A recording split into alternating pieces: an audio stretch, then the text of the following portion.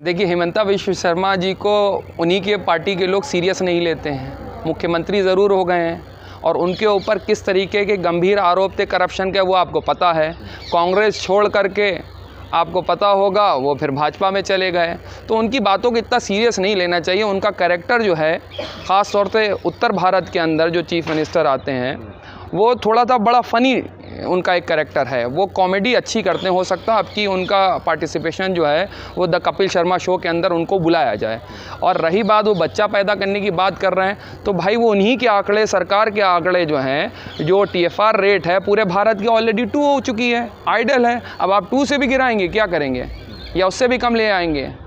तो उनको पढ़ने की ज़रूरत है। वो डेटा देखते नहीं है कि क्या है गवर्नमेंट की क्या पॉलिसी है। सेंट्रल गवर्नमेंट से बात करिए। और UCC जो है वो जिस छलावे और झूठ की बात कर रहे हैं उससे वो खुद ही वाकिफ़ हैं। अच्छा, आप बताइए गुजरात के अंदर कितने वक्त से सरकार रही? क्या वहाँ UCC लेकर के आ पाई? वहाँ तो माननीय मुख्यमंत्री जी उस वक्त, जो आज देश के मौजूदा माननीय प्रधानमंत्री जी हैं, वो मौजूद थे। वहाँ क्यों UCC नहीं लेकर के आए? जहाँ यहाँ इन्होंने UCC और NRC का मुद्दा और CA का मुद्दा छेड़ा, मुँह की खा रहे हैं। कर्नाटक के अंदर भी अभी पता है आपको कितनी ज़बरदस्त मुँह की खाने वाले हैं। उससे पहले हिमाचल के अंदर खा चुके हैं। हिमाचल के अंदर भी यही ढकोसला करके आए थे कि हम ये लेकर के आएंगे UCC। जनता ने कहा बहुत जल्दी बाहर हो जाओ। तो गुजरात के अंदर तो ला नहीं पाए इतने साल, और देश को भ्रमित करने के लिए, देश को बेवकूफ़ बनाने के लिए, इसीलिए वो UCC का बार बार जिक्र कर रहे हैं। हालांकि उनको भी पता है प्रैक्टिकली इतनी जल्दी पॉसिबल नहीं है। उसके लिए आपको बड़ी बड़ी कमेटी बनाना पड़ेंगी, अलग अलग लोगों से जा कर के बात करना पड़ेगी, क्योंकि देश जो है हमारा, भारत जो है, वो तरह तरह के खान पान, पहनावे, परंपराओं को मानने वाला देश है। इसके अंदर डाइवर्सिटी बहुत ज़्यादा है। तो आप उसके अकॉर्डिंग ही तो कोई लॉ लेकर के आएंगे। चलिए आप UCC की बात करते हैं। मुझको एक सीधा सा एक आंसर दीजिए। हर स्टेट को अपना कानून बनाने का अधिकार है।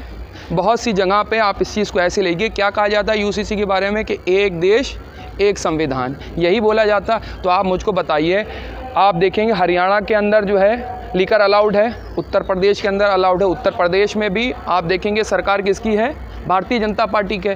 लेकिन आप जैसे ही गुजरात का रुख करेंगे वहाँ पे ड्राई स्टेट है। तो फिर एक देश एक संविधान कैसे हो गया? बहुत सी जगह में ट्रैफिक नियम अलग अलग हैं। गुजरात के अंदर बहुत सी जगह पे अलग हैं। जब चालान बनते तो चालान की जो राशि होती है वह हर प्रदेश के अंदर अलग अलग होती है। तो देश के अंदर डाइवर्सिफाइड इतने हैं। देश के अंदर आप देखेंगे जा कर के कि बहुत से लोग, खाने पाने वाले, पहनने वाले, उड़ने वाले, हर तरीके के अलग अलग लोग हैं जो अलग अलग मान्यताओं को मानते हैं। तो आप क्या करेंगे उसके लिए? कैसे पॉसिबल होगा? यही तो सवाल है। आपने कितने लोगों से बात करी? अभी जब आपने उत्तराखंड के अंदर कमेटी बनाई, कौन कौन लोग थे कमेटी के अंदर? क्या उसका निर्णय निकल के आया? क्या कोई जनता के सामने थोड़ी ना, ये लोकतंत्र नहीं चला रहे हैं, ये जो है राजतंत्र चला रहे हैं। लोकतंत्र के अंदर लोगों के ओपिनियन लिए जाते हैं, विपक्ष से पूछा जाता है, सवाल जवाब होते हैं, डिस्कशन होती है, डिबेट्स होती हैं। वहाँ नहीं है इस वक्त। भारतीय जनता पार्टी ने वो कल्चर ख़त्म ही कर दिया। वहाँ तो सिर्फ जो बोलेंगे वो मोदी जी बोलेंगे, जो मोदी जी ने बोल दिया वही सही, ना खाता ना भाई। अभी आपको पता कर्नाटक के अंदर 40% कमीशन सरकार खाने वाली, उसका बाकायदा रेट लिस्ट जो है विपक्षी पार्टी कांग्रेस ने जारी करा है। 2,500 करोड़ रुपए का चीफ मिनिस्टर है, 500 करोड़ रुपए का जो है आपका एक मंत्री है। यहाँ तक छोटा सा कांस्टेबल से लेकर के एक किलर की भर्ती तक आपको कमीशन देना पड़ेगा। लेकिन कहीं कहीं पर जो 40% कमीशन है वो कहीं पर 35% है, कहीं पे 30% है, 32%। तो बड़ा इन्होंने अलग तरीके का एक नैरेटिव रखा। वो कर्नाटक चुनाव के अंदर जब इनको हार दिखने लगी तो ये बजरंग बली को लेकर के आ गए। आप मतलब तसव्वुर करिए, बजरंग बली कहाँ और बजरंग दल कहाँ। इन्होंने ऐसा घालमेल करा है देश की जनता को। अच्छा, मूल मुद्दों की बातें नहीं कर रहे हैं।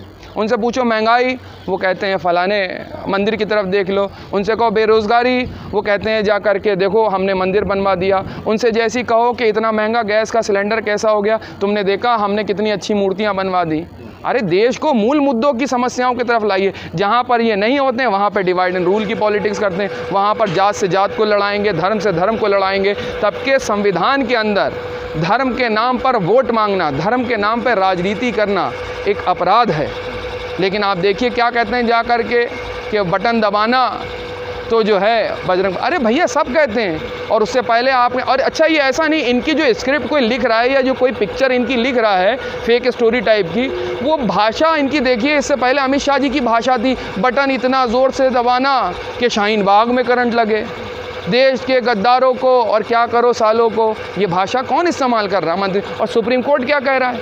इन्होंने सुप्रीम कोर्ट के ऊपर हमला करने लगे हैं। ये अब आप देखिए कितनी गंभीर समस्या। अगर देश नहीं जागा मेरे भाई, देश के लोग नहीं खड़े हुए, तो आपको पता है 2024 के बाद इस देश के अंदर वो संविधान बचेगा नहीं जिसके ऊपर आप गर्व महसूस करते थे। जो बाबा साहब भीमराव अंबेडकर ने संविधान दिया, जिसके ऊपर आप गर्व महसूस करके कहते थे हम भारतीय हैं।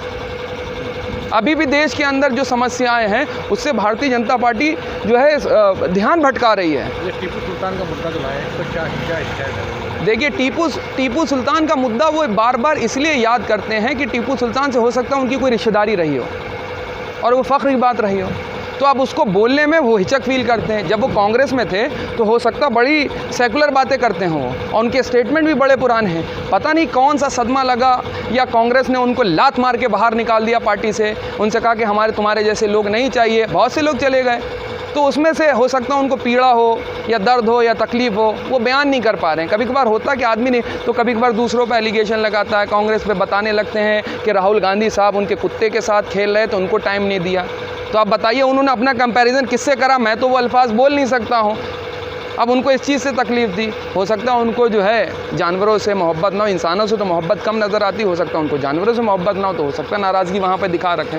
तो उनकी बातों को, हेमंता विश्व शर्मा की बातों को सीरियस नहीं ले। हालांकि नॉर्थ ईस्ट के वो बनाए गए थे, अभी बड़ी जिम्मेदारी नॉर्थ ईस्ट में दी गई, डबल इंजन की सरकार है। क्या हो रहा है इस वक्त नॉर्थ ईस्ट के अंदर? मणिपुर जल रहा है, वहाँ पर डबल इंजन की सरकार है। और देश को जलाने वाले कौन लोग हैं, भड़काने वाले कौन लोग हैं? एक जात को दूसरी जात से लड़ा करके हिंसा फैला दी। देश का सम्मान यहाँ बैठा हुआ है जंतर मंतर पे, उसके ऊपर खामोश हैं। ब्रजभूषण शरण सिंह पे नहीं बोलेंगे, और बाकी सबके विपक्षियों के ऊपर ईडी भी जाएगी, सीबीआई भी जाएगी, इनकम टैक्स भी जाएगा। अब तो चुनाव आयोग भी, मैं कहता हूँ एकदम से खड़ा हो गया। चुनाव आयोग अभी तक सो रहा है, गुम सो रहा है। कहाँ गया? सो रहा है, कुछ नहीं बोल रहा। अभी बयानबाजी खुद जाके कर रहे हैं, पूरा धार्मिक प्लेटफॉर्म बना करके कर्नाटक का चुनाव कर रहे हैं। क्या चुनाव आयोग सो रहा है? देख ही नहीं रहा है। फिल्म आई है केरला स्टोरी जी, इसका फ्लॉप हो गई, वो तो फ्लॉप हो गई। सुना है ऐसा? प्रधानमंत्री मोदी प्रचार कर रहे हैं। नहीं, वो अरे उन्होंने तो रिलायंस का भी प्रचार करा था, आप भूल गए हो सकता। प्रचार देखिए, सरकार इस मामले में कोई नो डाउट है कि सरकार प्रचार प्रसार में नंबर 1 है। प्रचार प्रसार में उनका कोई मुकाबला नहीं। एक से बड़े एक कलाकार हैं, एक से बड़े एक एक्टर आपको भारतीय जनता पार्टी के अंदर मिलेंगे। आपको याद होगा यही स्मृति ईरानी सिलेंडर लेकर के माननीय मनमोहन सिंह को धे चूड़ी बांध के भेजा कर दीजिए। आज सिलेंडर 1100 के पार है, ना उनकी चूड़ी दिख रही है, ना उनकी गरीबों की पूड़ी दिख रही है। अरे भाई कब बात करेंगे आकर के? अब कुछ नहीं, खामोश है।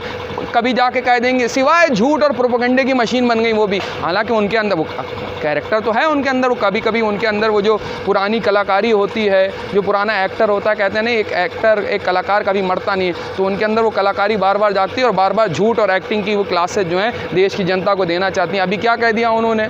प्रियंका गांधी जी के बारे में कह दिया कि वो नमाज़ पढ़ लेंगे। मतलब न तथ्य न साक्ष्य न कुछ, झूठ बोलना है। इससे पहले उन्होंने कई बार झूठ बोला। उससे पहले उन्होंने राहुल गांधी जी के बारे में बोला था कि वो वहाँ गए थे और वहाँ पर जा कर के शायद उनकी जो फेरे लिए जाते हैं उसके जो करा जाता वहाँ पर नहीं गए थे। तो इस तरीके के झूठ प्रोपेगेंडा वो पूरी मशीन है, और एक से बड़े एक कलाकार हैं। और बड़े कलाकार साहब का तो जलवा ही अलग है। जब वो जलवा अफरोज़ होते हैं बड़े साहब, तो जो चाहेंगे मुंह से फेंक देंगे। दिल लंबी लंबी फेंकते हैं। 15-15 लाख मास्टर स्ट्रोक मार दिया हमने। आपने देखा था नोटबंदी करके, आप देखिए नोटबंदी का असर आज तक है। उसके बाद जीएसटी का इम्प्लीमेंटेशन देख लीजिए, मास्टर स्ट्रोक मार दिए, छोटा किसान ख़त्म हो गया। उसके बाद मास्टर स्ट्रोक लेकर के आए, किसानों के लिए 650 किसान शहीद हो गए, वापस ले लिया। फिर उसके बाद मास्टर स्ट्रोक मारा इन्होंने, अभी आपको पता है लेकर के आए थे जवानों के लिए, कितनी हिंसा हुई, कितनी ट्रेनें जलानी, मास्टर स्ट्रोक हो गया। हर बार इनका साहब मास्टर स्ट्रोक ख़त्म नहीं, ऐसे स्ट्रोक मार रहे हैं कि देश की इकनॉमी, देश की जनता परेशान हो चुकी है कि कितने स्ट्रोक इनके झेलेंगे भाई। देश की इकनॉमी के ऊपर स्ट्रोक आ चुके हैं। तो देश की जनता को जागने की ज़रूरत है, देश को बचाने की ज़रूरत है, संविधान को बचाने की ज़रूरत है।